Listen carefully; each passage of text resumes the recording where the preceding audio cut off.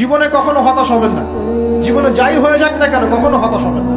মনে রাখবেন আল্লাহ আপনার রব, আল্লাহ আপনার সাথে আছেন ইনশাআল্লাহ। এই সমাজ আপনাকে যেভাবে শেখায়, কিভাবে শেখায়, এই যে স্কুল, কলেজ, ইউনিভার্সিটি, চাকরি, বিয়ে, সন্তান প্রতিপালন, আর তারপর ইন্না লিল্লাহি ওয়া ইন্না ইলাইহি রাজিউন, এই তো শেখায় নাকি? সবসময় মনে রাখবেন যে আল্লাহ রাব্বুল আলামিনের পরিকল্পনাই আপনার উপরে সবচেয়ে বেশি অগ্রাধিকার যোগ্য, সমাজের পরিকল্পনা নয়। পরিবার আপনাকে চাপ দিচ্ছে, চাকরি পাস না, পড়াশোনা করিস না, হ্যাঁ পড়াশোনায় কেন তুই 80 নাম্বার পাইলি না, কেন চান্স পেলি না, কবে চাকরি পাবি, কবে আমাদেরকে দেখবি, খাওয়াবি, পড়াবি, এই যে চাপগুলো চারপাশ থেকে আসে কিনা, এতে করে অনেক যুবক দেখা যায় মাদকাসক্ত হয়, অনেকে দেখা যায় আত্মহত্যা করছে ইদানিং, করছে কিনা ভাই?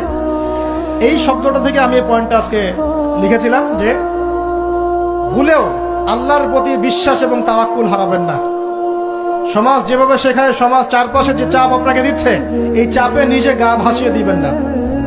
আপনি আল্লাহর কাছে দোয়া করবেন, আল্লাহর কাছে পথ চেয়ে নিবেন এবং আল্লাহর প্রতি তাওয়াক্কুল ভরসা করবেন, কখনো আত্মহত্যার পথ বেছে নিবেন।